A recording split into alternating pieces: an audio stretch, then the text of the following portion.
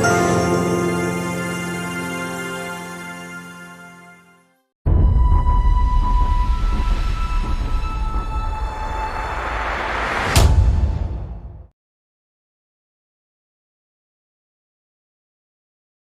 Evening everyone. आप सभी को गुड इवनिंग और आप सभी लोगों का स्वागत है आर के रंजन इंग्लिश क्लासेस और चैनल में। आज हम लोग पोएट्री सेशन शुरू करेंगे और बहुत ही महत्वपूर्ण क्वेश्चन आप लोग के बीच लेकर आया गया है और एग्जाम के लिए काफ़ी इम्पोर्टेंट है। उम्मीद करेंगे कि चीज़ें स्पष्ट होंगी और आप लोगों को समझ में भी आएंगी, बशर्ते आप चीज़ों को ध्यान से निहारिए। और एक एक ऑब्जेक्टिव मैं आपको कराने का काम करूंगा। और जो 12 के कैंडिडेट हैं इस पर एग्जाम देने वाले हैं उसके लिए तो खैर VVI क्वेश्चन है। सबसे पहले पोएट्री सेक्शन स्टार्ट करेंगे और तमाम जो आपके 10 कविताएं हैं और बारी बारी से हम आपके बीच प्रस्तुत करेंगे। और महत्वपूर्ण क्वेश्चन है आपके लिए, बोर्ड के लिए। जो बच्चे नए हैं वो चैनल सब्सक्राइब कर देंगे और जो पुराने बच्चे हैं वो जरूर वीडियो को अपने दोस्तों में शेयर करेंगे ताकि आपके लिए अधिकाधिक मेहनत किया जा सके। लाइक जरूर कीजिए यदि वीडियो पसंद आता है तो। कमेंट करके बताइए कि वीडियो आप लोगों को कैसा लगता है। इससे टीचर का उत्साह बढ़ता है काम करने में। आइए हम लोग बात करें टू द पॉइंट और कर रहा है। सबसे पहला चैप्टर जो है वो है आपका 12 का sweetest love I do not go. Sweetest love I do not गो, ये जो आपका कविता है, लिखने वाले हैं जॉन डॉन। जॉन डॉन ने इस कविता को रचा है, लिखा है और इनका जन्म 1572 में हुआ और इनका देहांत 1631 को हुआ। तो इनका जो जन्म होता है 1572 में और देहांत जो हुआ है 1631 में। ये ध्यान रखने वाली बात है और इससे ऑब्जेक्टिव क्वेश्चन पूछता है एग्जाम में। पहला क्वेश्चन है sweetest love I do not go is written by. Sweetest love I do not गो जो चैप्टर है, कविता है, इज रिटन बाय किसके द्वारा लिखा गया है? तो ऑप्शन आपको देंगे, आपको टिक लगाना है जॉन डॉन में। अगला क्वेश्चन है John Donne is a dash poet. आखिर जॉन डॉन जो है कैसे कवि है? तो जॉन डॉन एक मेटाफिजिकल पोएट है। मेटाफिजिकल पोएट का मतलब आप समझते हैं, ये एक ऐसी कविता है जो वह कविता जो लिरिक्स लिखता है, वह कवि जो आपको लिरिकल और सैटिरिकल वर्स लिखता है, वैसे कवि को हम लोग मेटाफिजिकल कहते हैं, जो गेयात्मक और काव्यात्मक कविता को लिखता है। ठीक है, तो उसे हम लोग मेटाफिजिकल पोएट कहते हैं।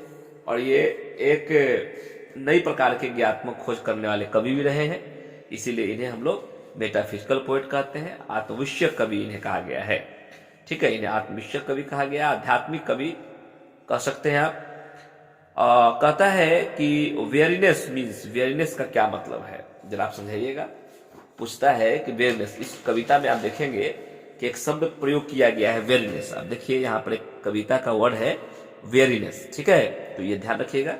वेरीनेस पूछता है कि आखिर ये वेरीनेस का क्या मतलब है, जरा बताइए। ठीक है, ये इंपॉर्टेंट है। अभी जो आपको उन्हें बताया है कि देखिए ये एक lyrical and satirical verse called metaphysical, ये एक मोटा मेटाफिजिकल पोएट है। हमने इसी को आपको बताया था। ठीक है, चीजों को निहारते रहिए, समझते रहिए, तो आप समझ गए होंगे। अब कहता है कि वेयरनेस मीन्स क्या है? वेयरनेस का मतलब होता है टायर्डनेस, उसको थकावट बोलते हैं, है ना, थकान। तो ये वेयरनेस का मतलब हो गया। ऑप्शन देगा, आपको टिक लगाना है टायर्डनेस में।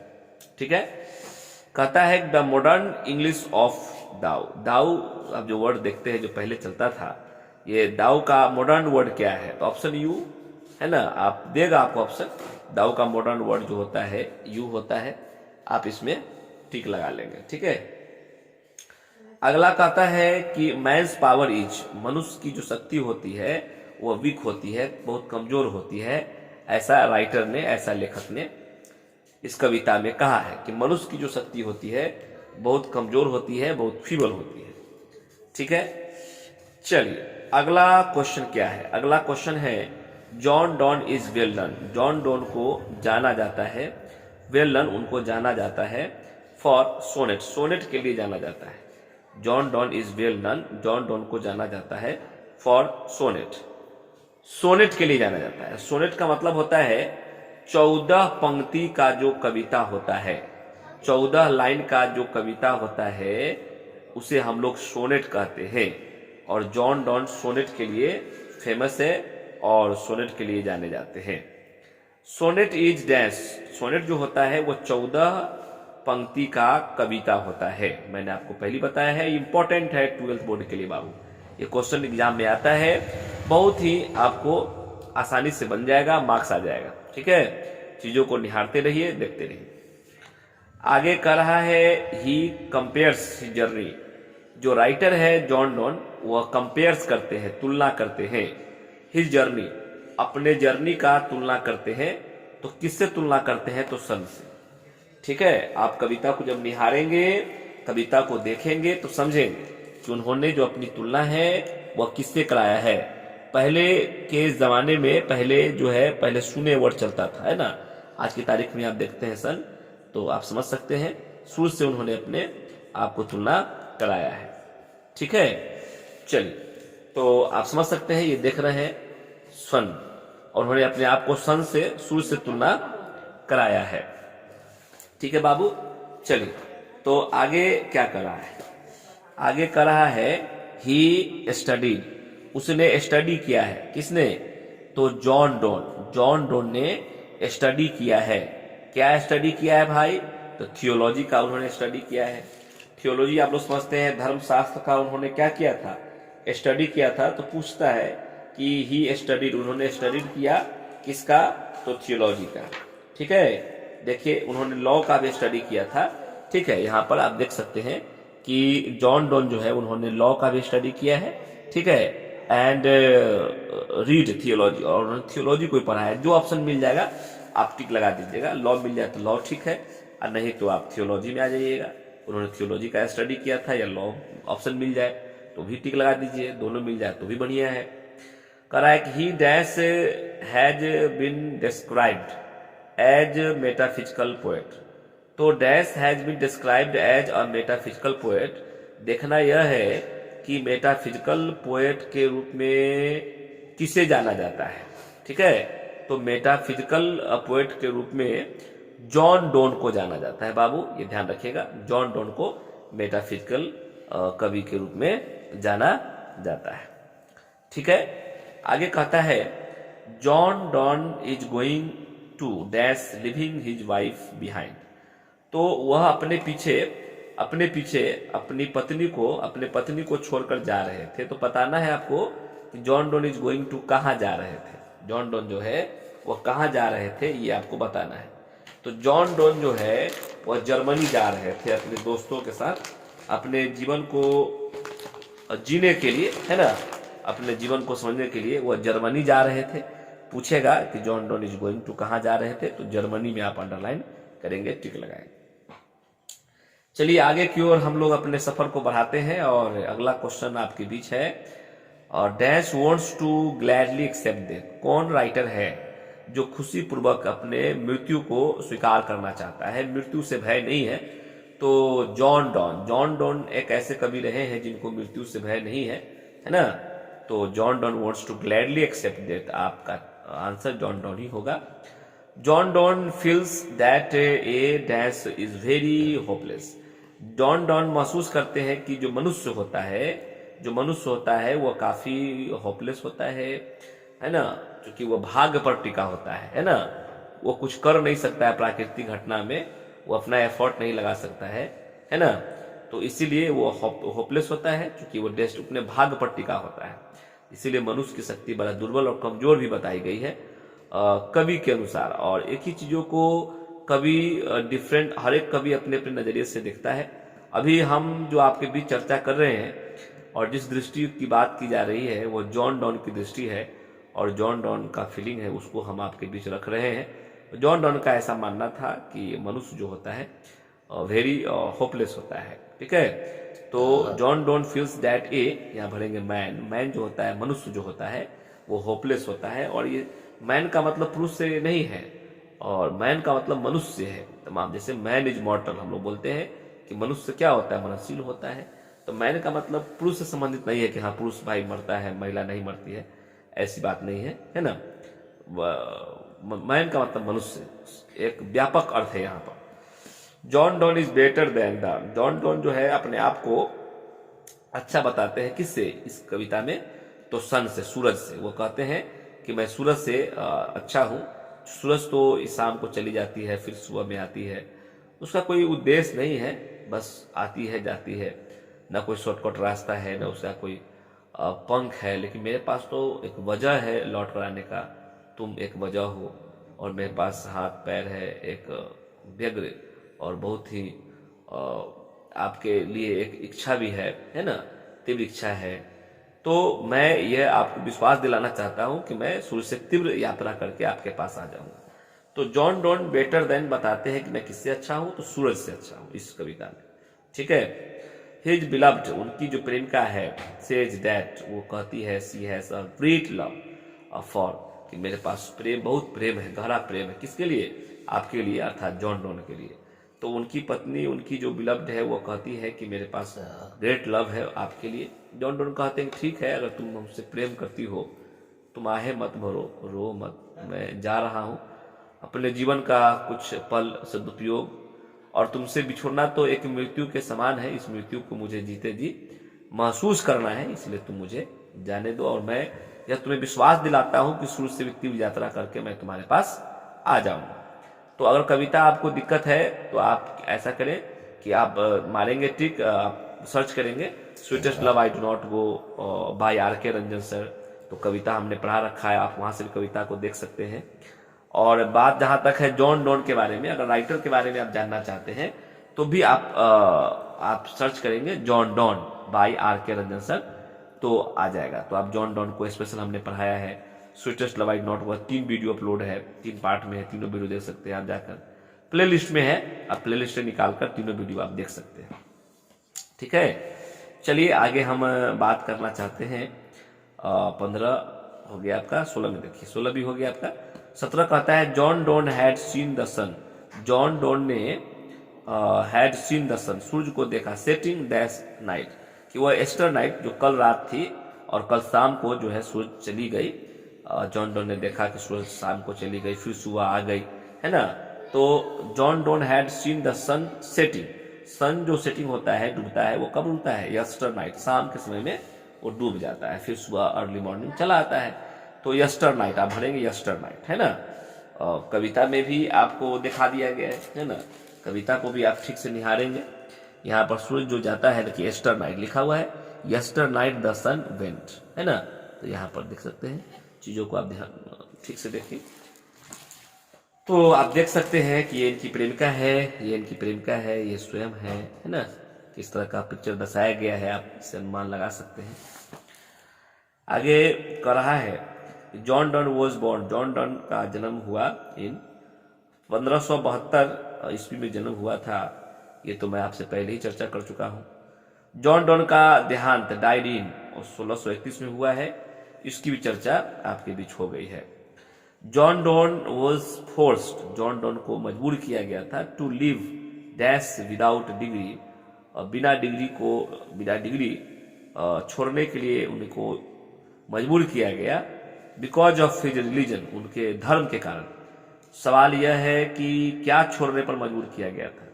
तो हम सभी लोग जानते हैं कि ऑक्सफोर्ड यूनिवर्सिटी उनको छोड़ना मजबूर कर दिया गया था, और ऑक्सफोर्ड यूनिवर्सिटी जो है वह बिना डिग्री का छोड़ दिए, और छोड़ने के लिए उन्हें मजबूर किया गया था, बाध्य किया गया था, फोर्स किया गया था। कारण क्या था, कारण था उनका धर्म, क्योंकि उस समय इंग्लैंड एंटी कैथोलिक पूरा इंग्लैंड हो चुका था, यही कारण है कि उनको छोड़ना पड़ा। आप देख सकते हैं कि कौन सा एक्सपर्ट निकलता है कि Donne was force to leave Oxford University. तो महत्वपूर्ण लाइन है, एग्जाम में पूछता है ना, कि उनको ऑक्सफोर्ड यूनिवर्सिटी छोड़ना पड़ा था विदाउट डिग्री, बिना डिग्री का, बिकॉज ऑफ रिलीजन, धर्म के कारण। ये महत्वपूर्ण है आपके बीच। चीजों को निहारिए, समझिए और आगे बढ़िए। ठीक है, न्यू बच्चे सब्सक्राइब कर लेंगे चैनल को, ठीक है, और वीडियो अच्छा लगता है तो लाइक जरूर दीजिए ताकि टीचर का उत्साह बढ़े, फिर आपके लिए उत्साह के साथ काम किया जाए, है ना। चलिए आगे हम लोग चलते हैं। तो 20 में क्वेश्चन हम लोग कर लिए। Donne was briefly sent to prison, John Donne को कुछ समय के लिए जेल जाना पड़ा था। फॉर डैश, क्या कर लिए थे, सिक्रेटली जो है वो मैरिंग, चुपके से वो शादी कर लिए थे। हिज पैट्रोनेस नाइस, पैट्रोन्स नाइस जो था उनके आश्रयदाता जहां वो रहते थे, तो आश्रयदाता के भतीजे से उन्होंने चुपके से शादी कर लिया था। मैरिंग कर, है ना, मैरिंग मतलब चुपके से वो शादी कर लिए थे। इसी कारण जो है उनको कुछ समय के लिए जेल जाना पड़ा था। तो पूछता है एग्जाम में कि Donne was briefly sent to prison for, किसके लिए वो जेल जाना पड़ा था, तो सीक्रेटली मैरिंग। आप यहाँ अंडरलाइन करेंगे, यहाँ पर टिक लगाएंगे, ये इंपॉर्टेंट है, ठीक है। और जहां तक आप कविता पढ़े होंगे तो वहां भी इसकी चर्चा पहले से हो गई है, क्या कि उनको जेल क्यों जाना पड़ा था और वह शादी किससे किए थे, ठीक है। तो इस तरह की चर्चा हम लोग कविता में पढ़ चुके हैं। चलिए हम लोग आगे देखते हैं। आगे देखते हैं, कहता है कि John Donne is well known, John Donne को जाना जाता है फॉर हिज, आप जानते हैं कि सॉन्ग्स एंड सोनेट्स उन्हीं का लिखा हुआ है, सेटायर्स एंड इलिजेस उन्हीं का लिखा हुआ है, सरमॉन्स उन्हीं का है, यथार्थ सब के लिए उनको जाना जाता है। ऑल आप देख सकते हैं, कविता की अगर बात करें तो देखिए सॉन्ग्स एंड सोनेट्स इन्हीं का है, सेटायर्स एंड इलिजेस इन्हीं का है, सरमॉन्स इन्हीं का है, तो सभी चीज के लिए उनको, इस सभी चीज के लिए उनको जाना जाता है, ठीक है। यदि आपको मैंने बताया कि उनको ब्रीफली सेंट टू प्रिजन हो, जेल हो गया था फॉर सीक्रेटली, इन है सीक्रेटली मैरिंग, यही उन्होंने शादी कर लिया था अपने आश्रयदाता के भतीजे से, इसी कारण उनको कुछ समय के लिए बाबू जेल हो गया था। आगे देखेंगे क्वेश्चन आपको क्या कर रहा है, कर रहा है कि मैंस पावर इज, मनुष्य की जो शक्ति होती है, मनुष्य को जो शक्ति होती है, मनुष्य की जो शक्ति होती है वह क्या होती है, बहुत ही दुर्बल होती है, बहुत ही कमजोर होती है, ठीक है। मनुष्य की जो शक्ति होती है क्या होती है बाबू, बहुत कमजोर होती है, दुर्बल होती है, ऐसा राइटर ने आपको बता दिया है। Correct, the modern English of hath, hath जो वर्ड आप देखते हैं HATH, हैथ जो आप वर्ड देख रहे हैं, ये हैथ का मॉडर्न इंग्लिश वर्ड क्या है, तो देखिए हैज है, बहुत महत्वपूर्ण सवाल है बाबू, ठीक है, जरा ध्यान से देखिएगा कि हैथ जो वर्ड है इसका आधुनिक अंग्रेजी शब्द क्या है, तो हैज, जिसको हम लोग आज हैज जानते हैं, पहले वो हैथ था। चलिए हम लोग अपने सिलसिला को आगे बढ़ाते हैं। कह रहा है कि the line nor in the hope the world can show a future love for me, line है nor in the hope the world can show a future love, मुझे ना तो इस उम्मीद है, ना मैं इस दुनिया से कुछ अलग उम्मीद के ख्वाहिश से कहीं जा रहा हूं, और ये दुनिया मुझे तुमसे उपयुक्त प्रेम दे भी नहीं पाएगी, है ना। ये जो लाइन है ये किस कविता का है, किस चैप्टर से लिया गया है, पहले हम आपको इस लाइन को दिखाना चाहते हैं, जरा देखिए। कहता है nor in the hope the world can show a future love for मी, अब देखिए आप स्वयं डिसाइड कीजिए कि इसकी किस कविता का लाइन है। Sweetest love I do not गो, ये कविता का लाइन है। अगर आप इस कविता को नहीं पढ़े हैं तो ये आपकी गलती है, ठीक है, इसीलिए ध्यान से चीजों को देख लीजिए, निहार लीजिए। तो आप टिक लगाएंगे sweetest love I do not go.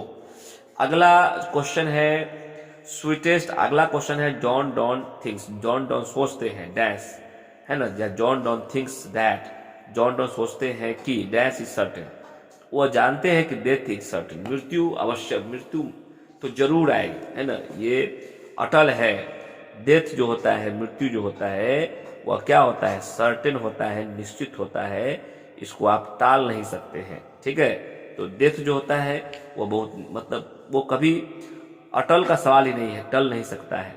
Must die at last, ठीक है, अंत में सबको तो मर ही जाना है, ये राइटर को पता है, लेखक को पता है, इसीलिए वह जीवन का सदुपयोग और अपनी पत्नी से जीते जी बिछुड़ कर मृत्यु के आहट को महसूस करना चाहते हैं। तो John don thinks that death is certain, यहां पर डेथ भराएगा, ठीक है। चलिए 26 क्वेश्चन हमने आपको कराया, है ना, और बहुत महत्वपूर्ण क्वेश्चन था। 26 का 26 आप एक बार जरूर देखेंगे। कविता पहले पढ़ेंगे, उसका 3 वीडियो अपलोड है, 3 पार्ट में है।